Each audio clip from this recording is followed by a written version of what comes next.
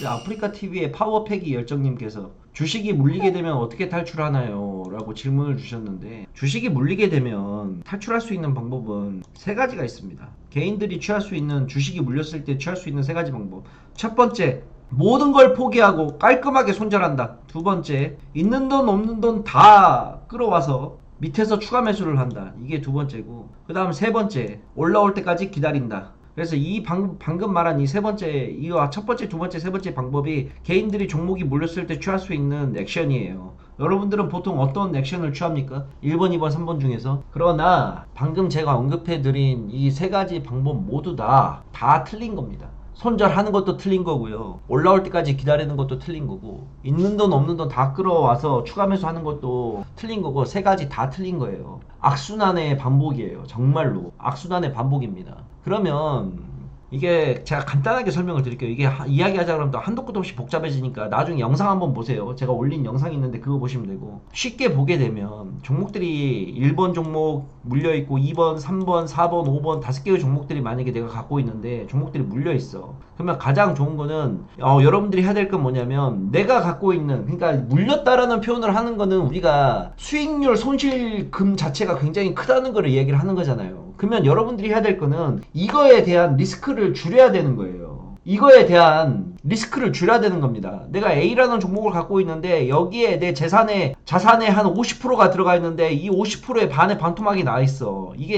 이것만 아니면 나머지 종목들로만 있다 그런다면 괜찮을 것 같아. 근데 이게 지금 가장 큰 리스크가 돼 있잖아. 그러면 결국엔 이 리스크를 줄여내야 되는 거예요. 줄여내야 되는 거. 그러면 이 리스크를 줄여내는 가장 좋은 건 뭐냐? 이거를 아름아름 빼야 되는 겁니다. 아름아름.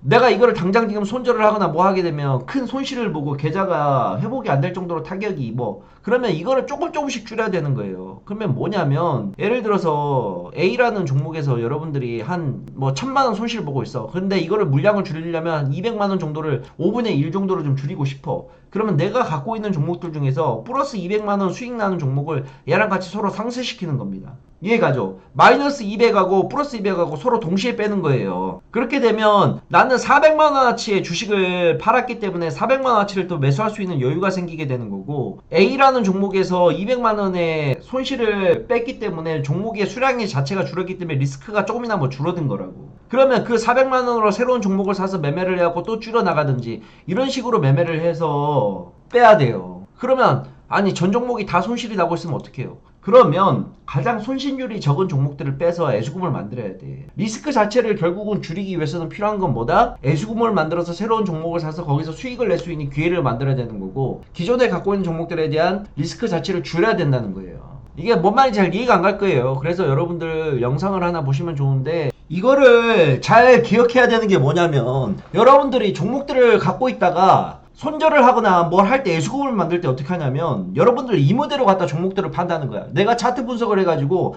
야 이건 더 올라갈 것 같은데 이건 팔면 안 돼.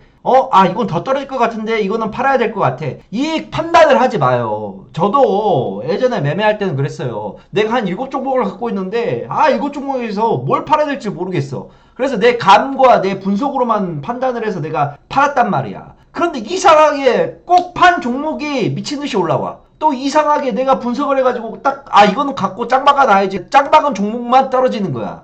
이게 근데 전제 조건이 왜 잘못됐냐면, 내가 그만큼 분석을 잘하고 종목을 잘 찍었으면요 물릴 게 아예 없어. 난 그만큼 주식 실력이 안 되기 때문에, 분석이 안 되기 때문에 종목이 다들 물려서 지금 손실을 보고 있는 거야. 근데 그 와중에서 내가 잘못된 선택을 했는데 또 내 판단을 믿고 똑같이 매매를 한다? 그러면 안 되는 거야. 그러면 방법은 뭐냐면 전 종목을 똑같이 빼는 거야. 애수금을 확보를 할 때. 이게 제일 중요한 거예요. 무슨 말인지 이해 가세요? 근데 만약에 이제 계좌가 막 마이너스 50%예요 전체 다.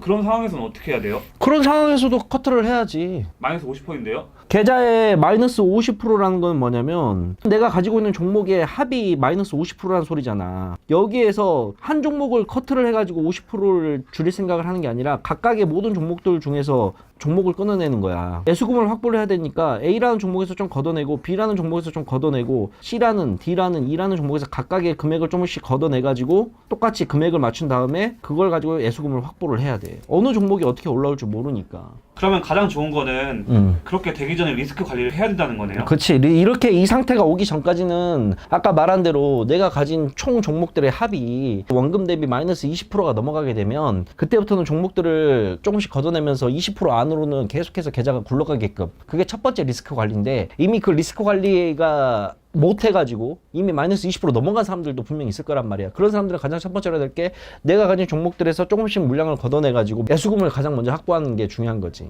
자, 그 다음에 이렇게 할 수 있는 방법이 하나 있고, 두 번째 매수금을 확보시킬 수 있는 방법은 뭐냐면, 내가 가지고 있는 A, B, C, D라는 종목 중에서 손실금이 가장 적은 종목을 커트를 해가지고 매수금을 확보하는 방법이 있어. 예를 들어서 A라는 종목에서 마이너스 10만원, B라는 종목에서 마이너스 50만원, C라는 종목에서 마이너스 300만원, 이런 식으로 돼 있잖아. 이런 상태의 계좌라면 어떻게 해야 되느냐, A라는 종목을 커트를 하는 거야. 그리고 B라는 종목에서 좀 물량을 걷어내는 거고, C라는 종목은 지금 건드리면 안 돼. 각각의 종목에서 다 빼버리던가, 아니면은 손실금이 가장 적은 종목부터 우선적으로 쳐내는 거야.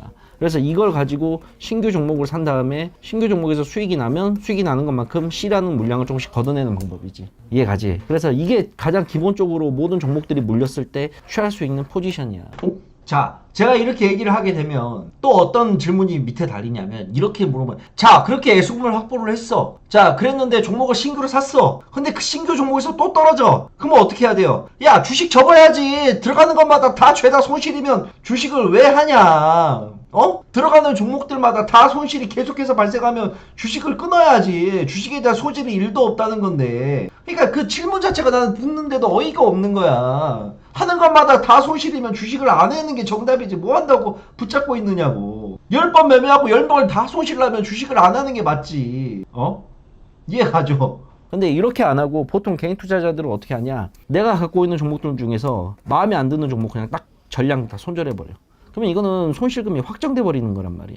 자산 자체가 확 줄어들어 버려. 이게 지금 가장 큰 본질적인 문제지. 이 내용을 알고 있는 상태에서 매매를 진행을 해야 되는 거야. 주식에 있어서 중요한 거는 종목이긴 해. 근데 우리가 선택하는 모든 종목들이 별 5개인 종목일 수는 없다고. 이 종목이 나는 정말 좋다고 생각을 했지만 하락이 크게 나올 수도 있는 거라고. 그렇기 때문에 종목에만 너무 연연하지 말고 내가 하나의 마에스트로가 된 것처럼 내 계좌 관리를 내가 직접을 해야 된다는 거야. 그래서 본인의 계좌 상황을 보면서 오늘 내가 알려준 내용을 바탕으로 계좌 관리를 정말 잘해야 돼. 주식에 있어서 중요한 거는 종목 관리가 아니라 계좌 관리야. 돈을 끌어와.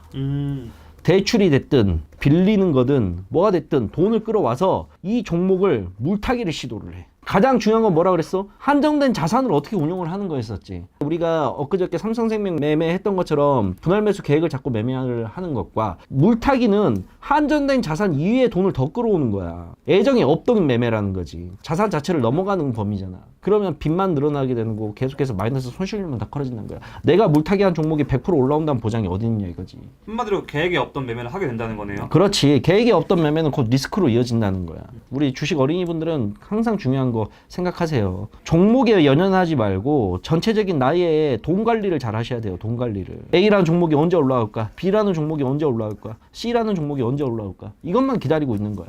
내가 생각했던 대로 안 가는 게 매매야. 뭐 나라고 내가 생각하는 종목들이 다 100% 올라가겠어? 없어. 내가 생각하는 종목들이 100% 올라갔으면 나는 워렌 버핏을 능가하는 부자가 됐어야지. 근데 그렇지 않잖아. 그거는 결국 뭐냐, 워렌 버핏도 마찬가지야. 그 사람이 내가 사는 종목이 100% 올라갈 거라고 생각을 하겠어? 아니라는 거지. 그 사람도 자신의 포트를 보면서 위험이 되는 요소들은 잘라내고 가능성이 있는 것들은 올라가고 자신의 돈 관리를 하는 사람이란 말이야. 이거에 대해서 좀 생각을 깊이 해보고 매매를 좀 했으면 좋겠어. 계좌 관리에 대한 이야기를 좀 해봤습니다. 계좌 관리라는 거는 내가 가진 한정된 자산을 가지고 내가 어떻게 리스크를 줄여나가면서 매매를 할 수 있는 방법이냐, 이거에 대해서 이야기를 한 거고, 내가 가진 종목들이 전부 다 마이너스의 상태일 때 어디서부터 어떻게 손을 써야 되는지에 대해서도 제가 이야기를 좀 해드렸어요. 물론 제가 생각하는 이런 매매 방법이 다 100% 맞는 것은 아닙니다. 시장에는 수많은 매매 기법이 있고 다 사람마다 생각이 다르니까요. 그런데 아직 이런 매매를 경험해 보지 못하신 분들이라면 오늘의 저의 내용을 좀 참고를 하셔가지고 진행을 한번 해보시길. 뭔 말인지 알겠죠? 이거를 여러분들이, 우리 시청자분들이 좀 기본적으로 생각을 하고 있어야 돼요. 그래야 여러분들이 한 번이라도 자기 계좌를 좀 보고 종목들을 더 보고 방법을 좀 알지. 이거를 기본적으로 알고 계세요. 아시겠죠?